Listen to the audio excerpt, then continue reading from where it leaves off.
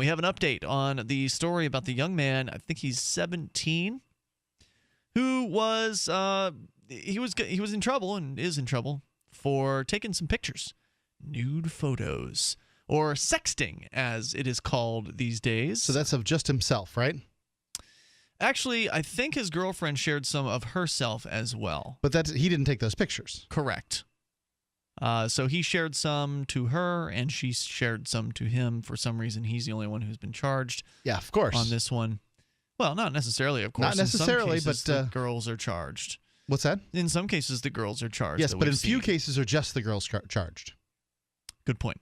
So the freethoughtproject.com has an update on the case. 17-year-old Trey Sims of Northern Virginia was recently sentenced to a year of probation after he was accused of creating and distributing child pornography for sexting his girlfriend. Naked photos were allegedly shared and texted back and forth between him and his former girlfriend. When the photos were discovered by the girl's mother, she reported the situation to police, who then treated the case as if it were a sex crime. Prior to the ruling, police wanted to bring Sims to a hospital and have him injected with a chemical to cause an erection so they could photograph him in an aroused state. They wanted to forcefully create a sext message in order to catch a teen for sexting. As the Free Thought Project editorial asks here, who are the real sickos in this scenario? The terms of Sims' probation state he will not be allowed to text. No texting. That's right. For a teenager to not have to text? Boy, he's going to be VOP real fast on that one. Yeah, I don't know. I mean, it seems like it might be a violation of civil rights in some way. Not allowed to use social media. They do that to a lot of sex offenders. Not allowed to use the internet at all for an entire year. Can you just imagine for a moment that? I mean, no. I can't do my job. Right. We've got listeners out there who don't have internet. They're probably listening via satellite or radio station or something like that. But, you know, for those of us who have been online, it's become an integral part in our lives. And I realize that there are some people who think that's one of the reasons why it's a bad thing. But, you know, that's another discussion to have. And we're happy to have that discussion if you'd like to call in. The toll-free number is 855-450-FREE, presuming you have a phone with which to call us. You obviously have a satellite listening That level device. of technology is acceptable. Radio. However, a higher level of technology is not acceptable. Well, right. Obviously, they're listening to a radio device, likely. Acceptable? Yeah. Yes, that one was around when I was born, as was the telephone, so it's okay. So he can't use the internet for a year. He's also being forced to complete 100 hours of community service and is not allowed to contact his former girlfriend. So he's sentenced then? It sounds like he took a deal to me. If he fails to meet these terms, his name will be put into the sex offender registry. Wow. Sims and his family are happy to be out of court, but they are extremely disappointed with the verdict. Not only were these pictures verdict. I don't know if that's the right. They couldn't have gone to trial this quickly, could they? I feel like, well, maybe the first story we heard about this, Mark, was like a couple years after the incident actually happened. I'm not real clear on that. I'm not clear on the time frame here. So back to the story here. They're disappointed with the verdict. Not only were these pictures exchanged voluntarily, but there's no proof the pictures were actually sent by Sims or that the photos were taken by him. The only proof they have is the pictures came from his phone. Sims told reporters, quote, "I feel good about the situation, but then again, I feel bad because we didn't get what we wanted. It's been hard these past couple of months. Hard on my family, hard on me." I'm going to see if we can dig up some more. These past couple of months. Yeah, it couldn't possibly be a plea deal or anything besides a plea deal, right? Yeah, I mean, a verdict sounds very much like it came from a jury. Right, or a judge or whatever, but yeah. So share your thoughts here at 855-450-FREE. Now, unlike most of the Free Thought Project stories, this one actually doesn't have a link to another major news source. It does have an embedded video from, looks like, an NBC television station. So I would like to find out more if this was, I mean, it's got to be a plea deal. Just all of the evidence makes it sound like it was a plea deal, in which case, I think the young man in this case, you know, he only has himself to blame. I mean, if he's disappointed with this outcome, he shouldn't have agreed to the deal. You know, if you thought you had a case, you should have gone to trial. And I think that, I think getting this in front of a jury would be fascinating. During the Friday trial, the prosecution reported... trial? reportedly displayed the sexts Mr. Sims allegedly exchanged with his ex-girlfriend, whose mother first reported Mr. Sims to police. Mr. Sims' defense saved him from a guilty child pornography verdict by arguing that there's no proof it was actually the teen in the photos. As for investigators' twisted attempts to photograph Mr. Sims' penis, the requests were reportedly blocked by the judge. They're using a statute that was designed to protect children from being exploited in a sexual manner to take pictures of these young men in a sexually explicit manner. Right. That's what Sims's guardian says. The Manassas City Police reportedly addressed their arguably perverted request on Friday, stating that they explore all legal avenues and evidence collection to prepare for the trial. So do we know if it was a jury trial? Is that indicated at all? I don't know, but it certainly sounds like it. I don't know. Yeah, I'm really interested in finding out more about the case. If you happen to be associated with Northern Virginia and maybe you know of a better source for some information, feel free to reach us here, 855-450-FREE. Looks like there's a few different stories out there. Where were you getting that information from there? Betabeat.com. Here's a story from The Blaze. Looks like it was a judge who placed him on the probation, and he would consider dismissing the 2 child pornography counts against the teen if he stays free of trouble for a year. The judge said he didn't want to see Sims start out his adult life with a felony conviction. Agreed. Adding there was no declaration of guilt or innocence. So fascinating. This could be stuff. something akin to drug court, where they get essentially the punishment without getting the adjudication. So anyway, your thoughts are certainly welcome here. I don't think this young man committed a crime. And the fact that he had to spend even one moment fretting about, worrying about this case, being stressed out about it is outrageous. The fact that he's on probation now and can't use the internet for a year because he took pictures of his own penis? Are you serious? I would send this kid to live with an aunt in another state would be my best bet at this point, because probation can be transferred if you work the system properly. Right. And I would try to get him as far away from this district as possible, because generally they don't care as much in other districts. I don't know what state is most likely or least likely to violate probation, but I would try to get him over that way. Or if you can get him out of the country, I would do that. The whole story is just so outrageous, but it's also not unusual. There are, at least once a week, I'll see a story about this kind of thing, about some kind of teenager. It seems like once a week. Maybe it's a little less frequent than that, but it's multiple times a year that we come across these stories about teenagers who, they're madly in love with their, teenage puppy love or whatever, and they want to take their clothes off for one another. If they're not in the same room, they're going to do it in separate buildings, and then they're going to prove that they took those clothes off by sending pictures to one another over the internet. It's not an uncommon thing. It's a bad choice, in my opinion, but I don't think it should be a crime. Right. If it's a bad choice, then let the individuals face whatever the fallout is from making those choices without involving the police. But consider this for a second. The child porn laws really put the authorities in a strange position. Imagine for a second, because today you can run cameras and do a whole photo shoot with one person. You could do it in front of, you can literally do this. They do this point of view porn. You could do, conceivably, if you said it was okay, if we finally said, okay, that's it, we're going to sick and tired of charging underage kids with child porn for taking pictures of themselves. Well, what if the whole industry springs up around them doing it to themselves? It's a very strange thing here. The NBC News story says that there has been no declaration of guilt or innocence. I mentioned it earlier, but yeah, it looks like apparently there's no ruling, no official determination here in this case. Very strange. Free Talk Live. So we were talking about the case out of Manassas in Virginia, where a young man, age 17, was in trouble for taking pictures of himself. And his teenage girlfriend was also in trouble, I guess. Well, not in trouble, actually. She, for whatever reason, wasn't charged.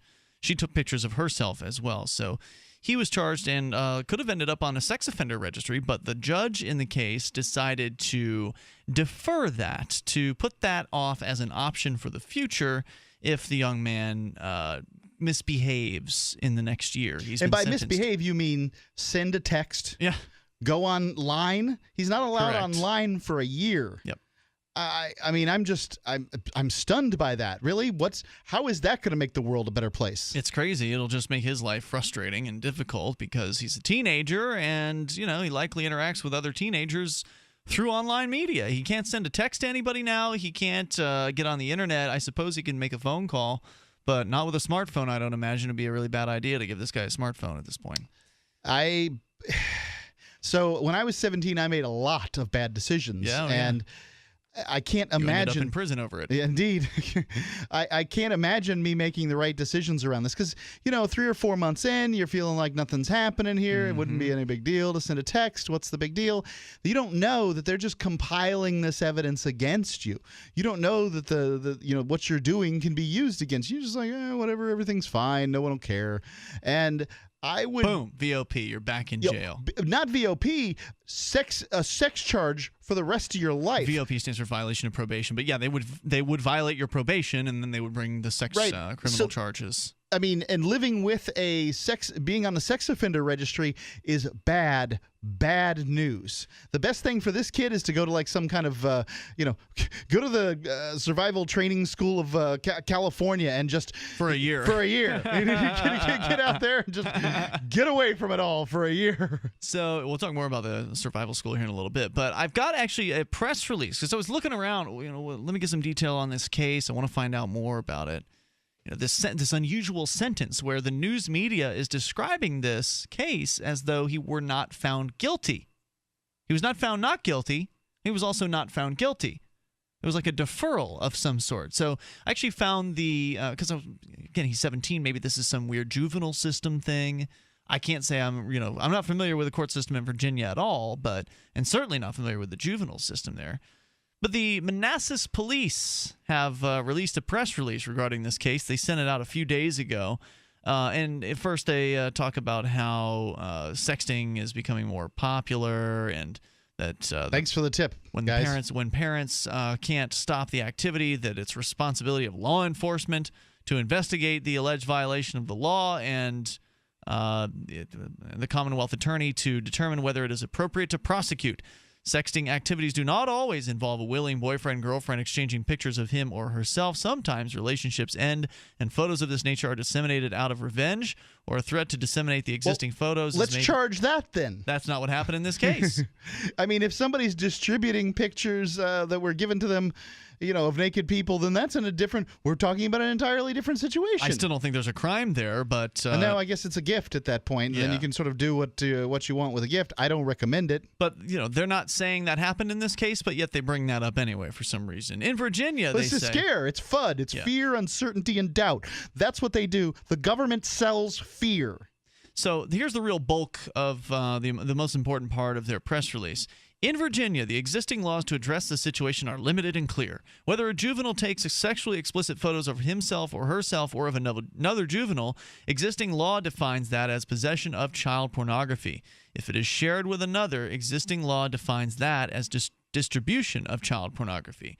No criminal offense committed by a juvenile is a felony or misdemeanor, however. It is a, quote, delinquent act, unquote, subject to the jurisdiction and unique dispositional alternatives of the juvenile court system. Now, unique dispositional alternatives apparently means no due process. Well, what that means is that the judge doesn't have to necessarily take a position on this. That's why this guy wasn't found guilty, nor was he found not guilty in this case, because the judge has alternatives in his sentencing, repertoire, shall we say. So going on here, it is not now and never has been the policy of the Commonwealth's Attorney's Office to seek a permanent conviction on a juvenile for possession or production of child pornography in cases of peer-to-peer sexting. Further, the Commonwealth Attorney's Office has never requested that such juveniles be placed on the sex offender registry. The most common recommendation by their office to the juvenile court is that these cases be deferred for dismissal at a future time with probation conditions, including forfeiture and destruction of the electronic devices because images cannot truly be permanently deleted. And there are also instances where counseling or limitations on the use of electronic devices are appropriate. So it sounds to me like the prosecutor got exactly what they were asking for in this case. I wouldn't argue with that, but I would say that this is them sort of tiptoeing around an issue. This kid may not be getting a sex offender charge for sending naked pictures of himself. No, but there's one hanging over his head. But he could get sex offender charges for getting on the internet in the next 365 days. That's right. For sending a text in the next 365 days. Yes. So at that point, they'll be able to say, well, no juvenile in the Commonwealth of Virginia has ever gotten a sex charge for sending naked pictures of themselves. However, we will dole that crap out if they're on probation and they do not follow every single stupid rule we've got. Yep, that's a good point. Toll-free number tonight, 855-450-FREE. That's 855-450-3733. Oh, wait, there's an extra little detail that's very interesting. Share that with you here in a moment. You can take control, especially if you're somebody who thinks this guy should be punished and punished hard. I want to hear from you. It's Free Talk Live. Maybe you think the Manassas police should go after, and any police should go after teenagers for taking naked pictures, in this case, of themselves. And an individual is what I mean, not in a sexual position with his girlfriend. 17-year-old in the Manassas, Virginia area is now looking at a year of probation where he cannot get on the internet. He cannot even send a text message. He can't talk to his ex-girlfriend. If he does, he gets a sex charge. Or maybe his current girlfriend. I don't know if they broke up voluntarily. I think his mother, or her mother rather, found out about the pictures somehow. And she's the one who brought all this upon him. And so if you think that he should be facing time in jail or a sex offender charge, I really want to hear from you. Now, the police department says they've never asked for a sex offender charge to be brought against a juvenile.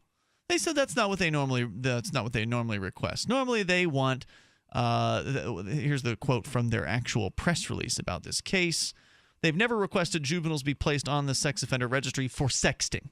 The most common recommendation is that the cases be deferred for dismissal at a future time with probation conditions, including forfeiture and destruction of the electronic devices, as well as limitations on the use of devices in the future, and counseling. Yep. This is essentially a mandatory breakup. Yes. He's not allowed to talk to this gal, and apparently not allowed to have another girlfriend because, these days, the kids text. They sure do. However, those juveniles, here's the continuing with the statement here from the police. This is the part I didn't get to in the last segment, which is important to what actually happened. Because, again, the judge did not find him guilty or not guilty. He just imposed probation, which I couldn't understand when I was reading the news article about this. It just didn't make sense. I mean, I'm familiar with the adult criminal justice, so-called justice system, and I'm familiar that you don't get probation unless you get found guilty. Probation's part of a sentence. Right. So how does it, how is the juvenile system different? Well, according to the police's press release, however, those juveniles, through the attorneys representing them, must agree to such dispositions in order to avoid a trial in which our adversarial legal system determines the outcome. This was not an actual trial.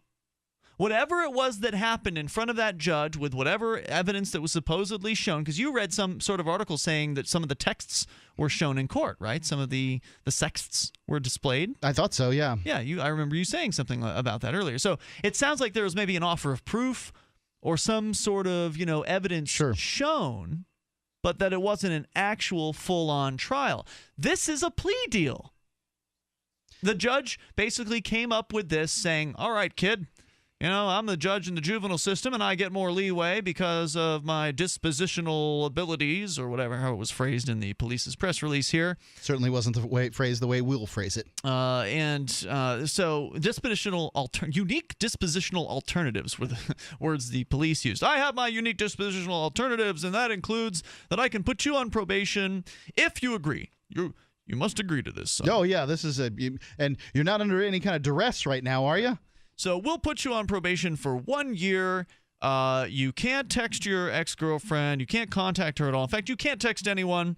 You cannot use the internet for an entire year. And if you do any of these things, you may be subject to being considered a sex offender. We're not going to put you on the sex offender registry right now, okay? Because not today. We don't want to ruin your life right at this moment. We just want to imprison you. Yeah. But we will put you on the sex offender registry if you violate my orders or this deal. And so then the young man had to agree through his attorneys to that deal. So it's a glorified plea deal. It's like a juvenile plea deal, basically. I think it's what it is. That's what that was. And so, again, the young man was disappointed. His comments to the media after this were of disappointment in how frustrating it was that they didn't get what they wanted. You took the deal. Well, it's the deal proffered by the judge on the day of. I mean, this is one of the things about a plea deal is when you're dealing with a prosecutor is you can you know what, I'm going to think about that. But when the judge is laying it out there, look, you need to take what I'm giving right now or we're going to send you up the river. Well, no, it would be. You know what they do to pretty boys like you in a county jail? Not quite. It's you either take this deal now or we go to trial. But it's not clear whether that trial would have happened on the same day or whether the trial would be scheduled for the future. I'm sure it would be scheduled for the future. Well, I'm not sure, but you think so. You could be right.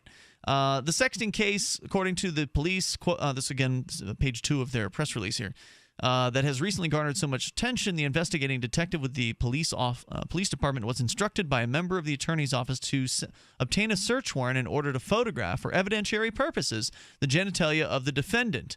Upon consultation with the identification expert, the prosecutor subsequently authorized a second search warrant seeking a photograph of the erect penis of the defendant, which, of course, is how this story came on our radar in the first place. The whole thing, right. The cops wanted to take pictures of people's erect penises. And while that procedure was being pursued, it was determined during the internal review process that such a search warrant would not be executed, and it was allowed to expire according to law. Many have expressed concern at what they believe to be an extreme measure in this type of case. However, when a criminal defendant, adult or juvenile, decides to exercise his or her right to a trial, it is necessary for the prosecution to explore all legal avenues of evidence collection in order to prepare for a trial. This is their excuse paragraph. Sure, of course it explaining is, why they did this. While those legal avenues may be explored, they are not always pursued and are sometimes, as in this case, abandoned. This is particularly appropriate after a balancing of the interests involved and when further evaluation confirms the sufficiency of the other evidence supporting the guilt of the accused. So they're saying here, which is ridiculous, they're saying the reason they didn't go. We were just thinking about taking a picture of his penis. Right. We just wanted to exhaust all our alternatives. We wanted to make sure we had that one in our quiver so we could use it if necessary. But it turned out the rest of the evidence was so good, we didn't really need to get pictures of his junk. So we just went ahead and let that warrant expire as we're allowed to do so by law. No, it didn't have anything to do with the fact that the story blew up on, alternative media, and, to some extent on mainstream media, and that they look like a bunch of crazy perverts. Right, that, your cops look like hypocrites. No, that didn't have anything to do with it. It was just, we made the executive decision that we really didn't need to collect the information because we had our case, it was in the bag. No problem. I hope we get the opportunity to get a follow-up on this because I've got to say, I don't think this kid's going to make it. Oh, yeah, give him a month. I mean, it makes it 2 weeks. He's not allowed to text. He's not allowed to use the internet. It's over. I'm sorry. He's not gonna stick with it. He thinks this is being grounded or something. I mean, he can't even turn his PlayStation on without disconnecting the Wi-Fi. I mean, he's gonna be getting online. You can't play video games either unless you disconnect the Wi-Fi on your PlayStation or your Xbox. Yeah, I think he's through. Share your thoughts. The toll-free number is 855-450-FREE. Oh, and here's the final paragraph in their press release. The Commonwealth Attorney's Office and the Manassas City Police Department encourage parents to be proactive in discussing the potential consequences of sexting with their children and to be vigilant in monitoring the legal and responsible use of their children's electronic devices. How the hell do you do that as a parent? I mean, how could you possibly be vigilant about what your teenagers are doing on their cell phones, which are computers? And why didn't this girl who did the same thing get charged like this guy? That's a darn good question. She was 15, I believe. He's a bit over. At the time, she was 15. She's no longer. Right. But he was 17. Mm-hmm. Really? Is there that big of a difference? I mean, there's some difference, but is there that big of a difference? No. They put them in high school together. Yep. If you don't want these kids doing it, don't put them in high school together. So, parents, be proactive in discussing the potential consequences of sexting, which include apparently being imprisoned and possibly getting on the sex offender registry. Because if it weren't for these stupid rules... Kids, the cops are dangerous. Right. They want to take pictures of your erect penis. They want to throw you in jail. I mean, that's what you should be discussing with your kids. Yeah. Look, the consequence of sexting without the police around is next to zero. Maybe a little bit of embarrassment when, somebody shares your picture with people they weren't supposed to share it with, and it spreads That certainly can happen. Spreads virally around the school. And I don't recommend it at all. Teenagers start making fun of your junk or whatever. I mean, kids are going to pick on people. What's new there? 855-450-FREE. That's 855-450-FREE. You can take control of the airwaves here on Free Talk Live. Your thoughts on sexting are welcome, or anything. David, he's in Michigan City, Indiana.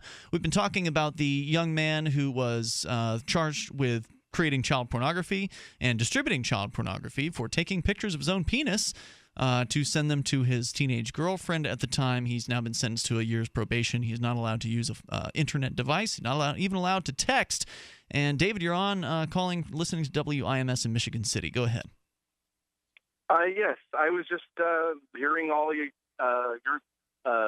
explanation on everything, and the thoughts that I came up with was, one, that they are trying to take pornography of an underage child and use that as criminal against him. And also the other thought is that, yes, he should not be doing the sexting anyway, but that their way of prosecuting him and wanting to take pictures was reminiscent of a movie back a long time ago called Porky's, where the one teacher was wanting to examine each of the boys to find out which penis that she had seen. Was this Nurse Ratched or something? It wasn't that name. It was something else. I don't remember. Brubaker or something. Okay.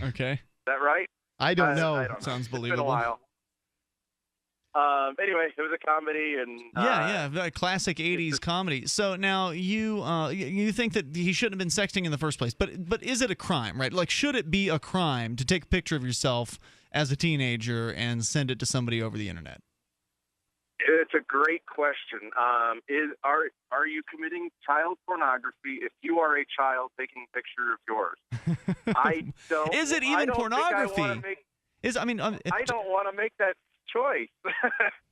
Well, that's what I'm asking. I mean, it shouldn't be a tough answer. To me, it's not a tough answer because there's no victim here. The idea behind the child pornography statutes, as I understood them, was to protect children from being victimized by adults and forced to do things against their will. Yeah, and that the reasoning behind it, that sounds like the right thing. But it's also kind of the laws, Ian, though. The laws are there to some extent to shape society's sexual interests.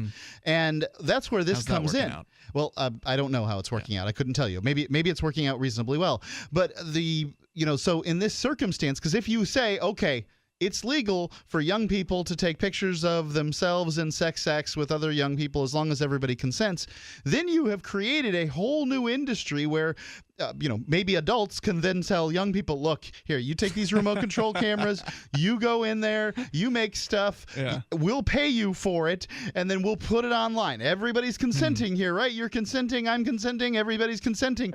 Pretty soon, you've got this. Well, the law would say that they can't consent, right? Like the law's viewpoint on people under 18 they can't is consent. that they can't consent. Then he couldn't consent to taking the picture in the first place. So therefore, the fact that he consented is against the law. It's ridiculous to say that a teenager cannot consent, I think. Your thoughts, David? Right. Yeah, the age of accountability is a big thing, and it's so arbitrary. And, that they should have probably some more legal course.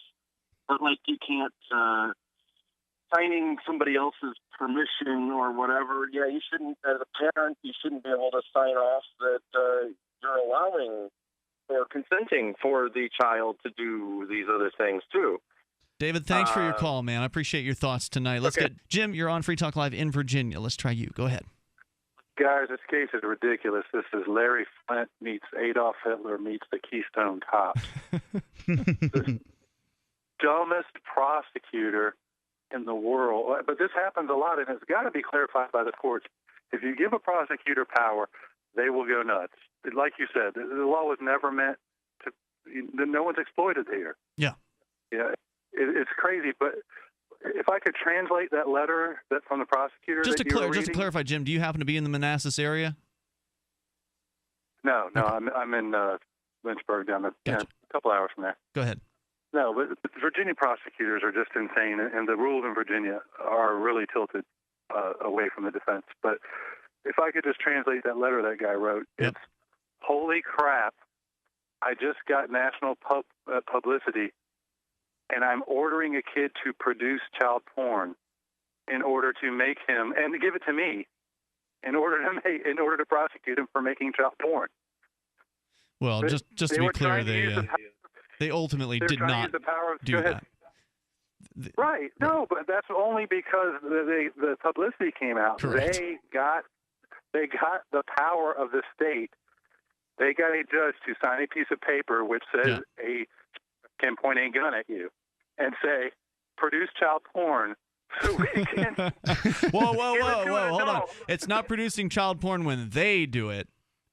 Just like there's so many laws out there where there's exemptions written in for the police. Like in New Hampshire, wiretapping, I can't record a call to somebody that, where they don't know they're being recorded in New Hampshire. It's terrible law here in New Hampshire. But there's specific exemptions in there when law enforcement does it. It's not considered wiretapping. I mean, almost a lot of criminal statutes have that in there where there's this is the case for everyone except for law enforcement. So it's not child pornography when they do it. It's collecting evidence. Yeah, but I'm going to be honest. I'm not familiar with the specifics of that. I am familiar with that Virginia statute, but not whether I don't believe there's an exemption for law enforcement. They were just insane, and judges don't do their job. They rubber stamp everything a prosecutor says, and this just blew up in their face. And you're right, the crime is bogus. But what's not bogus is an adult ordering in the name of the state, in my name, an adult ordering a kid to produce child porn and give it to an adult.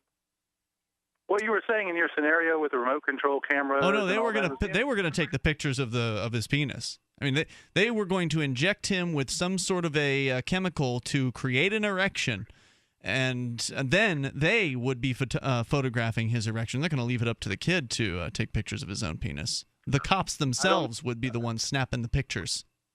They would be producing child porn. I mean, I don't know if I'm in the Commonwealth of Virginia or a Mel Brooks movie. Thanks for the call. Appreciate hearing from you tonight, Jim. The toll-free number is 855-450-FREE. We're going to try Jeff in Ohio one more time. He called back. He's got a better line. Go ahead, Jeff. Hi, guys. I think castration is the only possible answer because we know that there's going to be serial sexters. As they grow up, the hormones get worse, and so that's the only answer. Just chop them off, like what, before they become a teenager? Or, I mean, what are you proposing? I'm not sure. But sometime before they get their fingers on the buttons. Just more. At some point, they just need to be castrated. That'll put a stop to this. I don't know. Would it actually though? Like if you castrated a teenager, and that's just cutting off his testicles, right? So well, it depends on what I mean, castration could be a variety of things. Okay. What are you proposing? Okay. Then let's get specific. Okay. How about pre-crime? When they're 9, just because they might think about it. Get rid of the whole thing. Anything else you want to share tonight, Jeff? That's all, buddy. Good call. Thanks for making it tonight. I think his tongue was in his cheek. I would imagine. I would sincerely hope so. Though it wouldn't surprise me if there was someone out there who thought that should happen for real. Those people just don't call in. No, they have the power of the state on their side. They don't have to call in. Yeah. I mean, you really have to get them all whipped up to actually make a call. I'm surprised the police didn't put in for a warrant to just go ahead and manually give the young man an erection rather than use a chemical. I mean, why not go all the way at this point? Thank God they didn't. Yeah. All right, so there you go. He's got a plea deal and years probation. And place your bets. I mean, how long before this story comes back across our radar for a violation of probation in this case? He can't text, he can't get online, or it's a violation. I think it'll be too small to show up. You're right. You might be right about that. Oh, we'll find out. Free Talk Live, 7 nights a week from 7 to 10 Eastern, live on the Liberty Radio Network at LRN.FM.